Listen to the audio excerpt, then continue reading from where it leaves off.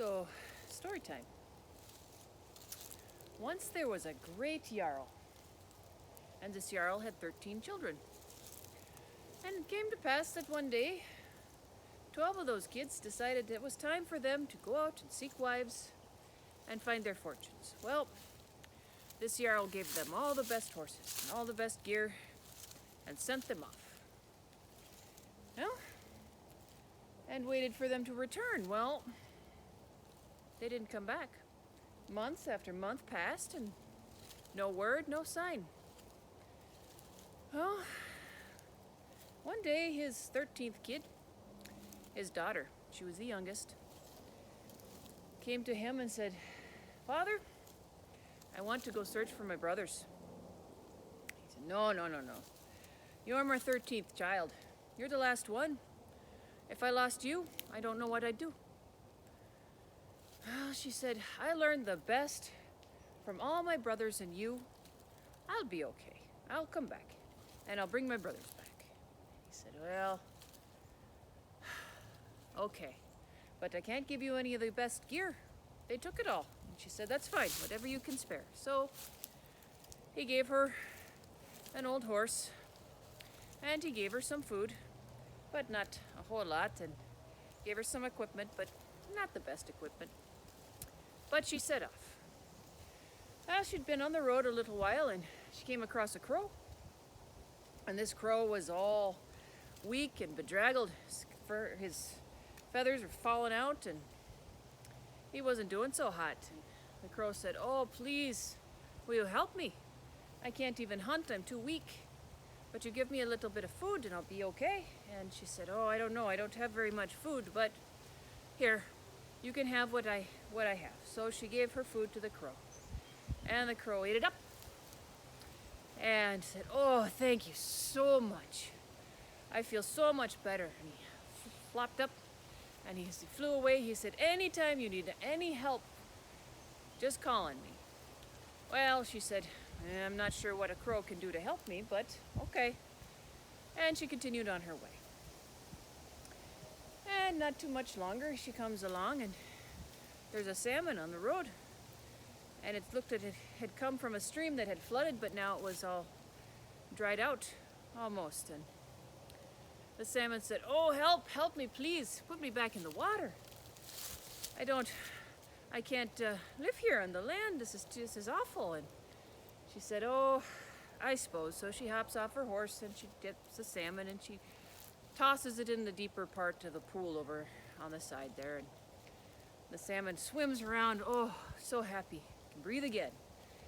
And said, anytime you need anything, just give me a call and I'll come help. And she says, as she's getting back on her horse, she's not exactly sure how much help a salmon can give her, but she says, you're welcome, and she heads on her way.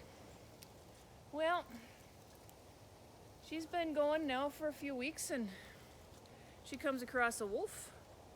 And this wolf, too, is all bedraggled, skin and bones. That's terrible. He says, oh, help me, I'm starving, please.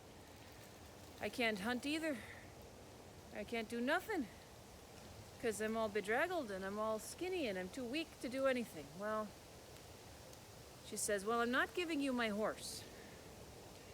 You wait here, and as long as you promise not to eat my horse, I'll go get you something. So she takes her bow and arrow and she goes off. She hunts for a while and she finds a deer. And she shoots the deer and she brings it back, and the wolf did as it promised. Didn't eat her horse.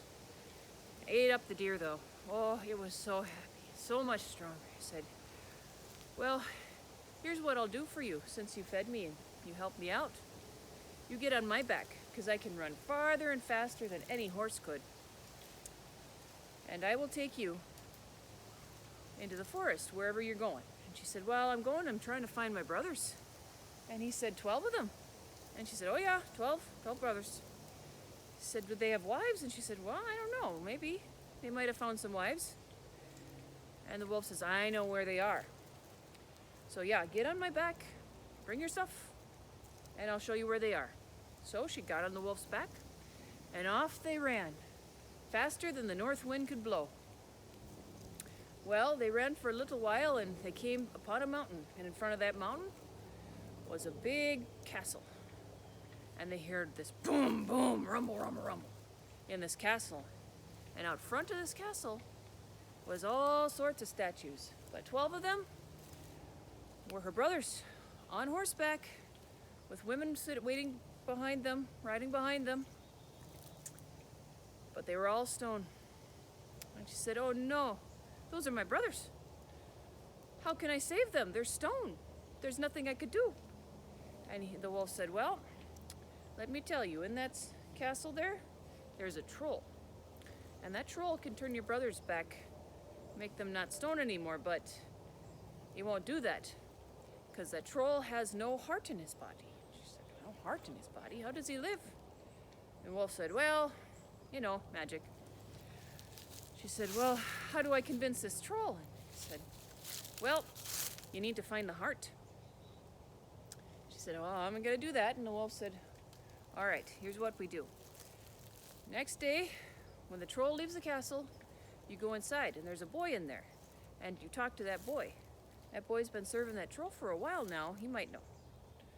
Okay, well, they slept on it that night, and next morning, they're woken up by a boom, boom, boom. The ground shakes and fades off into the distance. "Okay," the wolf said, "the troll's gone. You go in there and talk to that boy." So she goes into the castle and says, "Hello." And out hustles a boy. He's like, "Oh, you can't be here. The troll will come and get you and kill you and eat you or make you a statue. You need to go." And she says, "Oh no, hold on. I need to save my brothers. They're out there." He says, "I don't know. This troll, he has no heart whatsoever." And she says, "Well, here's what we do. You have to ask the troll where his heart is." And the boy says, "Geez, I don't know if I could do that." And she says, "Well, give it a shot." So she goes and hides under the bed. And sure enough, boom, boom, boom, boom. Everything shakes and rattles. Here comes the troll. And the troll comes in and says, "I smell a human.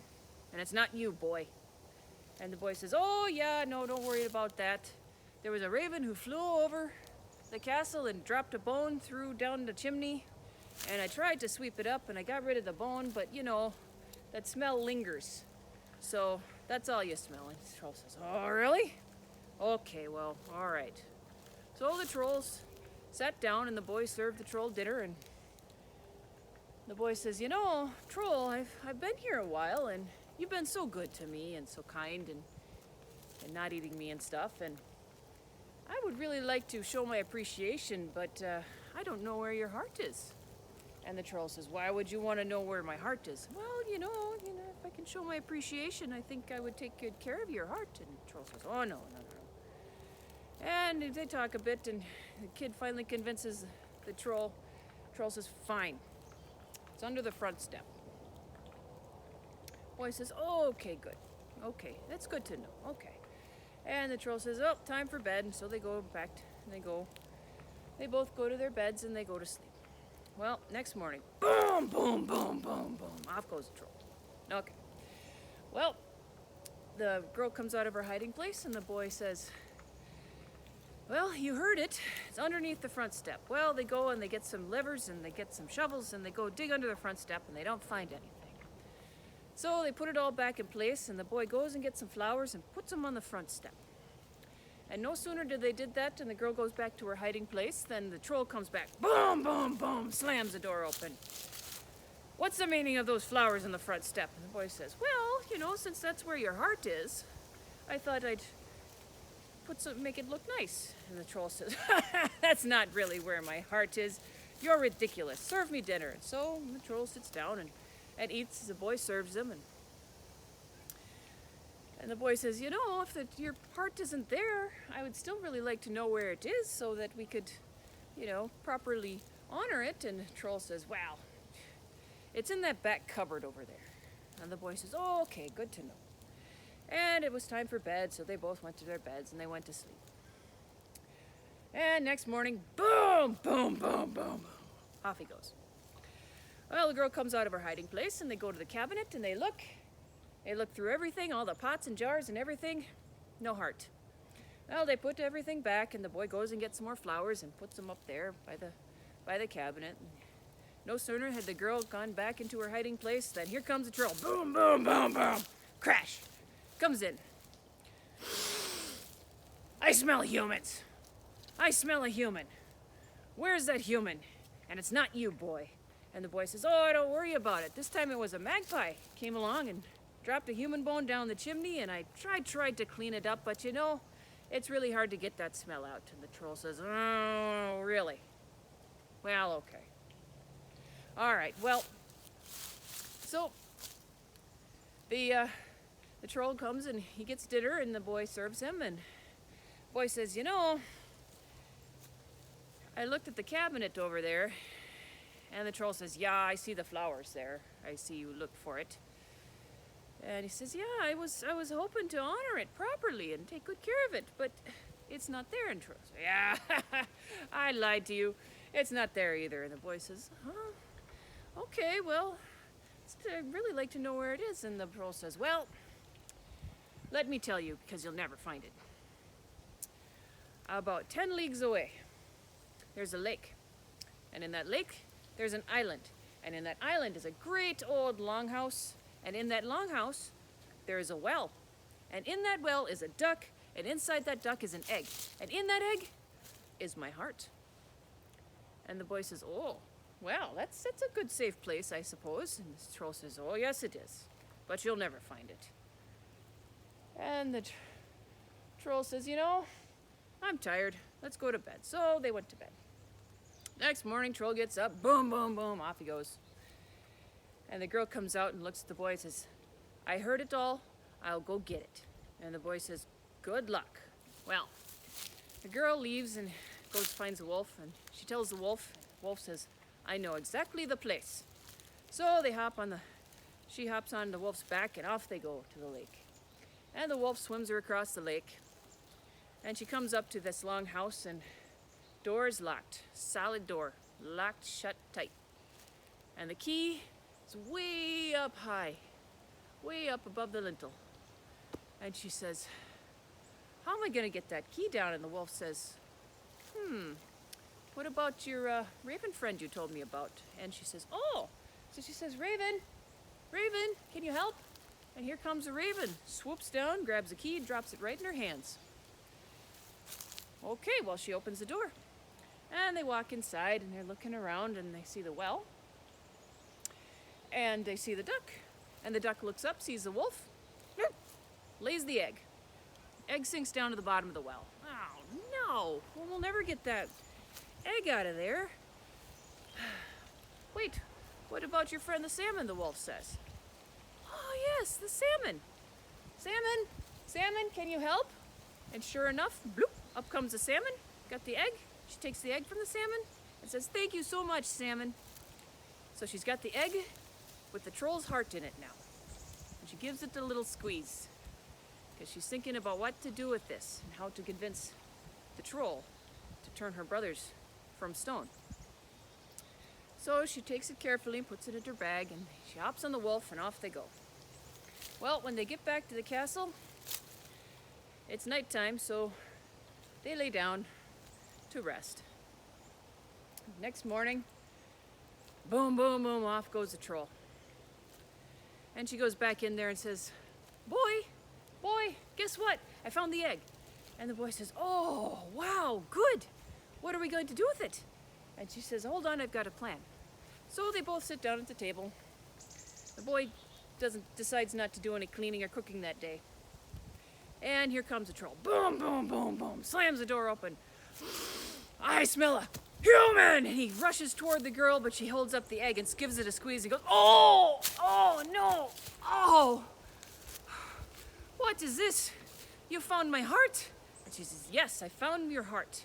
And I'm going to keep squeezing it until you turn all those statues back from stone that you stole these people's lives. And he says, oh, I don't know. And she squeezes it. Oh, okay.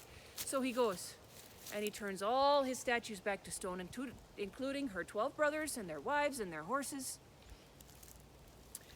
And so they're all outside, but she's not done with the troll yet. She says, Troll, I've decided what to do with you. And he says, oh, I suppose you're going to kill me now, because she's squeezing the egg still. And And she said, no, I'm not going to kill you, but I am going to make you eat this egg. And he said, what? You can't make me eat the egg. Oh, yes, I can. She squeezes it again. Oh, fine. So he grabs it, swallows it. She says, now the heart is back in your body. And now you are mortal. So you better be good, because I can kill you at any time and anybody could. And the troll says, okay, but how do I live? And she says, a good long life if you're lucky. So troll sits down to think on that. And she goes off, and she takes the boy with her. And the boy hops up on the wolf behind her, and they lead the way with the horses and all the people back to the Jarl's house. And oh, there was such a celebration. All the boys had their wives, and she took the boy as her husband. And they all lived happily ever after. The end. Tack sa mycket listener.